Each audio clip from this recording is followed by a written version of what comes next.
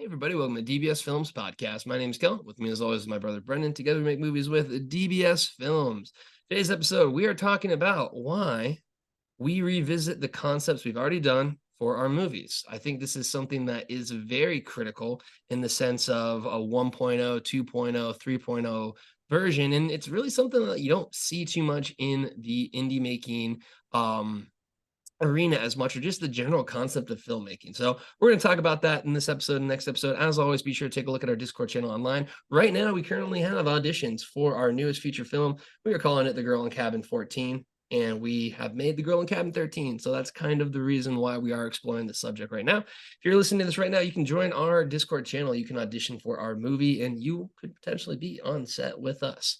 So let's hop right into this. I think this is something very, very weird with film. There's a lot of weird things with filmmaking that we always talk about. One of the big ones is how everyone thinks they could be a filmmaker even though they've never done it. So it's kind of like, again, watch going to a concert, never playing an instrument, being like, let me get up there, I can do it better.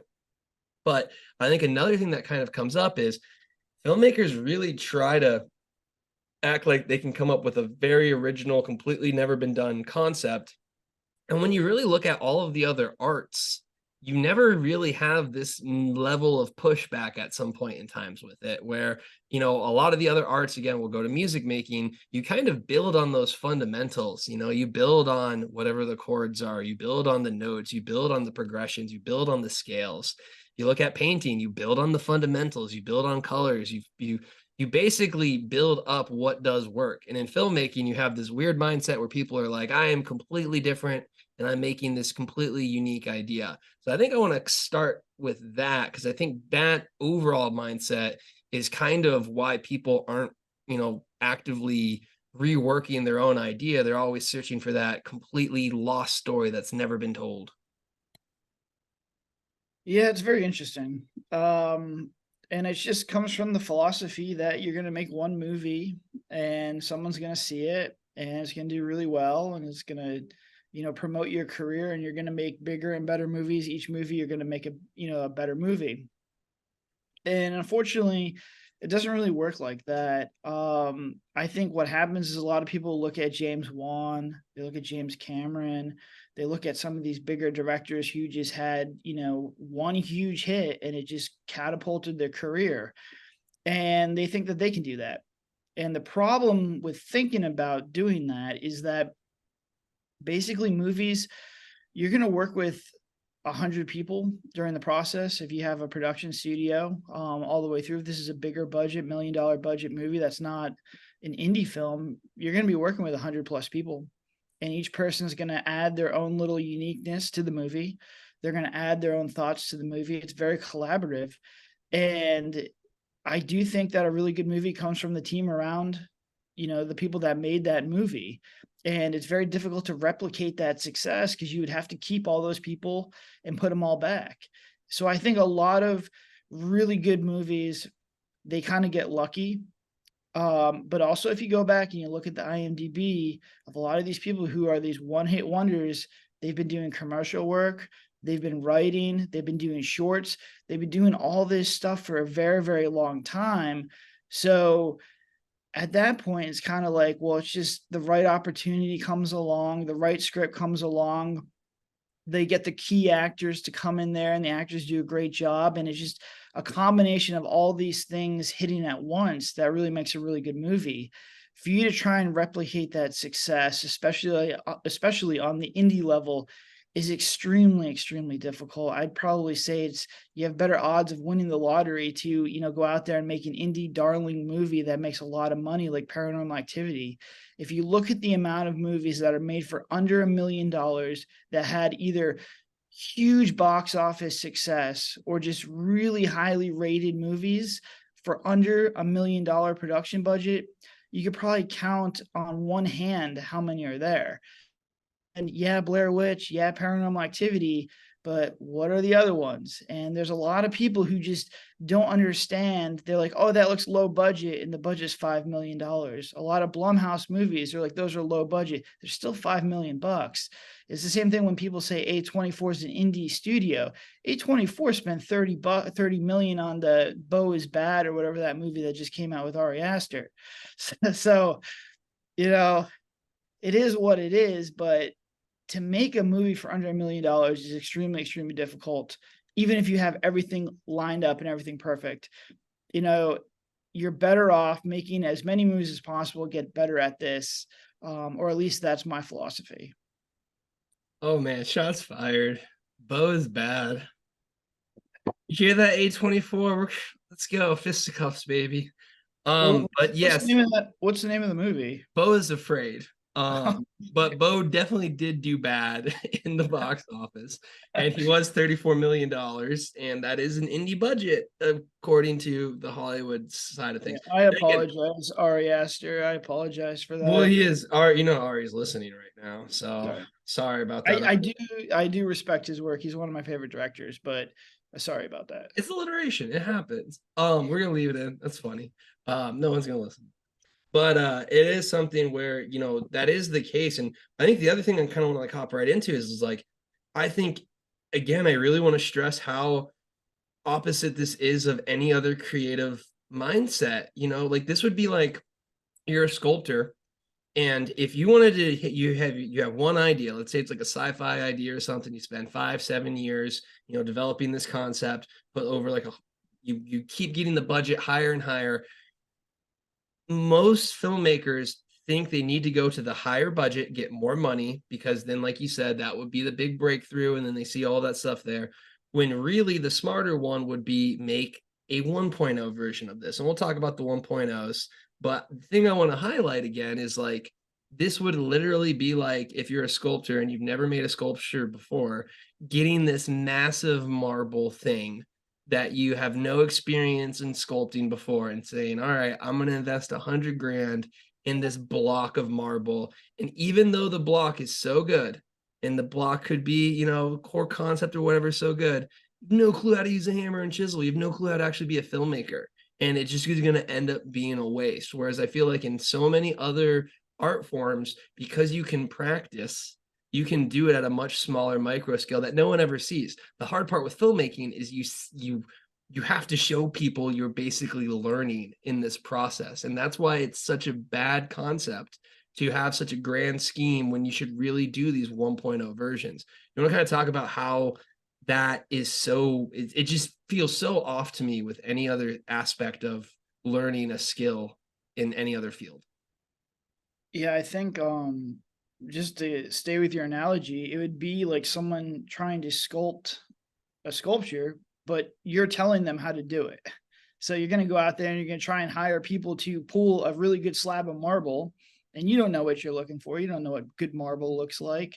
Then you get, the best sculptors and you try and tell them how you want to have this vision of this statue or whatever you're creating in your head. And you're going to tell them By the to, way, that sculptor most likely, because again, you might have very talented crews in Hollywood that have a lot of experience and things like that. But that sculptor on the indie scale maybe sculpted like a tiny vase or something, like a short or a music video. so yeah, I mean, you have this sculptor and you have this beautiful image in your head and you're trying to describe to him how to build this thing. And the sculptor, for whatever reason, they could just be very new. They could be just trying to get some money to, commission a project. And they're sculpting away. And then you have to get the ending, you have to get people to come and polish this thing and make it all nice. And you got to hire those people as well. And it gets really tricky when you don't know how to do any of these things yourselves. And that's basically what we did for the first 8 movies. I had no idea I had a good idea how to write a script and a good story. And I think that that's the one thing when I do go back and I look at the first 8 movies, you can see what we're trying to do there. The general structure of the stories and the uniqueness of the characters and the stories are there. We just had no way to pull that off. And that's kind of scary for me because I have a publishing business, so we write stories. You can be a indie filmmaker and have no idea how to write a script. Now I see this all the time. They're like, bring me a script. Let me see your scripts. Let me see your ideas. And if that's the case, you're going to be in even more trouble because the easiest thing to throw someone under the bus is with the script. You can make a movie and you're just like, oh, this movie turned out terrible. It's got bad reviews. Oh, it's the writer's fault. And once again, I think a big problem with the film industry is it's everybody's else's fault except for mine. And that is a horrible mindset to have if you're trying to improve. And I think one of the ways to kind of combat that is do everything yourself. Write the script, learn how to film, learn how to edit. When I get bad reviews and they mention, acting, or they mention production, or they mention story stuff, that has nothing to do with the actors or the people who worked on the project. That has everything to do with me. And I kind of go through and I figure out, all right, what do people like about this and what do people not like about this? But with each negative review, it's on me. I mean, I made these decisions. It's not the actor's fault. The actors do phenomenal for, once again, it's very, very small budget. It's very hard to cheat that Netflix look. So I think the minute you put aside your ego is when you really kind of really grow and you can accept criticism. I've probably received more 1 stars than any human in the history of the world. With the publishing business and now the film business, I have to be well into the 5 figures of just 1 star reviews, but you learn from them and you get better. And with each movie, look at our IMDb ratings for all our movies. They keep going up slowly, slowly, slowly. And that's with IMDb's like very not indie friendly weighting system, which is just absolutely ridiculous. But that's another podcast topic. But I think it's just seeing the growth myself is the biggest motivator. Seeing the growth from Girl in Cabin 13 all the way up to the Bigfoot project, seeing Into the Forest to Into the Forest 2.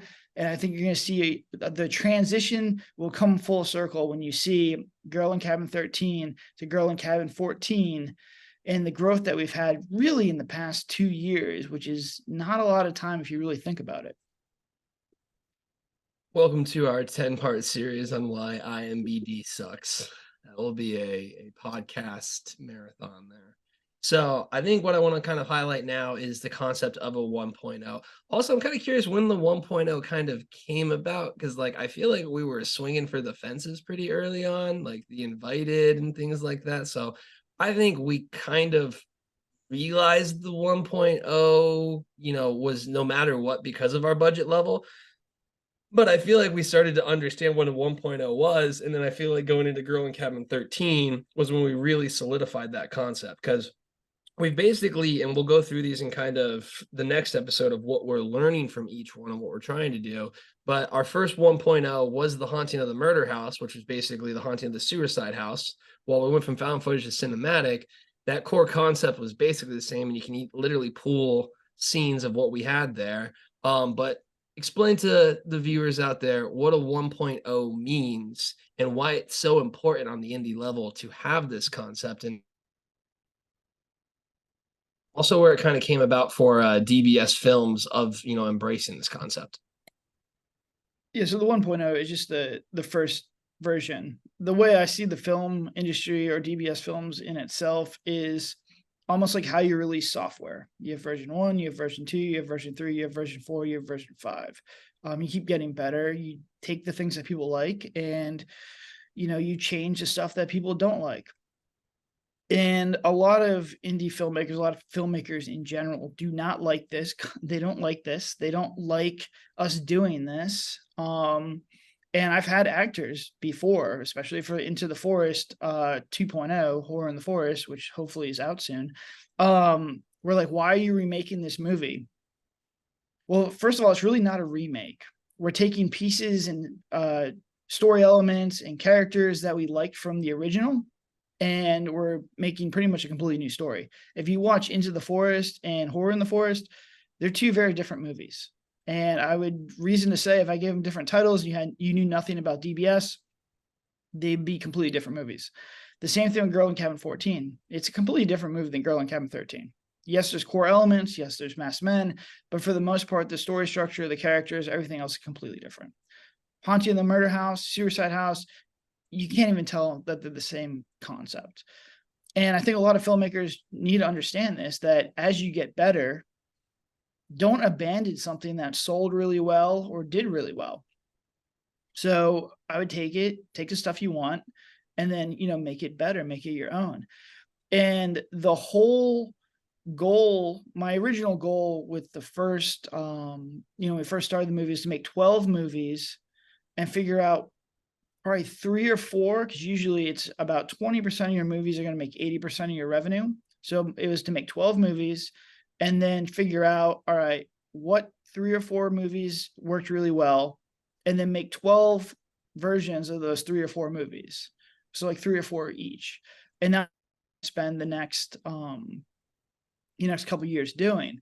Well, we got to 8 and it was just not working. We were making the same mistakes. I wasn't seeing any kind of progression. And it was getting to the point where the product just wasn't good enough that we can get that visibility for me to get accurate data. We just we're able to get, a quality enough to pass quality control, to get distribution, just get on better platforms. So we had to make a change, and that's when we, started doing our stuff ourselves, and we did Girl in Cabin 13. We've moved on, and we pass quality control each time, and allows us access to Tubi. We have YouTube now, which is like 500,000 views on Murder House. Amazon Prime, we're a top 15, and all that stuff basically allows us to get more data and more feedback, and that's what we're going to do.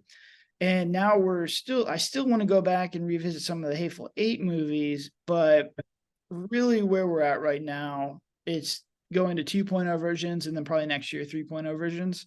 But we'll see, because a lot of the Hateful Eight stuff, the budgets for those are going to be massive. And we just didn't have a good understanding of scheduling, of putting together budgets and shooting stuff that is basically easily shootable for us.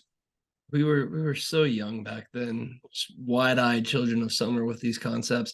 But I think the next thing I want to highlight is why it's so smart on the indie scale is because, again, with filmmaking, like it is there is such a roll of the dice, there is such a swing at bat when it comes to what the algorithms like, what people will like. And again, we do the best things we possibly can when it comes to setting our movies up for success, whether it's split testing the title, whether it's split testing the cover art, whether it's the massive engines of marketing that we utilize to push these efforts forward that we have with our amazing community. We do all of these things, but to me, it just makes so much sense because you can then take a lower amount for the budget. You can prove the core concept. You can learn, again, what you were saying. We basically see what works, what resonates with people, what doesn't work. And then we always talk about this. After you watch your movie, you immediately see all the ways to fix it. They become so apparently obvious to you as a filmmaker once you're done. And I would argue every single filmmaker out there that sits down and watches their movie will be able to say, how I can fix this. So I think it solves just so many amazing things. One, it allows you to start with a smaller budget, and if it works, you can scale up and have a more successful budget to it. And then if that works, you can also learn from it. And I think what's interesting, the only time you really see this is when it is like a runaway success. So like an indie filmmaking, Bad Ben's one that I like to highlight, where like the core concept was so good, he just made sequels. It's not even what we do with a 1.0 to 2.0, because again, we kind of make a full remake, but do you want to talk about how it solves so many things in the sense that it gives you the confidence to put budgets forward, in the sense to say, hey, you know what, we can go ahead and allocate more of a spend to this because the idea works, because it's resonating. And on top of that, I just have way more confidence in filming this because we've done it before, and improving this because I've literally watched it. Yeah, I mean, that's the biggest thing, is like being able to watch it and give yourself self-feedback. So being able to watch the movie when it's done, I'm hoping we do a podcast here shortly once Horror in the Forest is uploaded, to just reflect on this movie, what I did well, what we didn't do well, what we want to, kind of take and move towards, Horror in the Forest 3.0.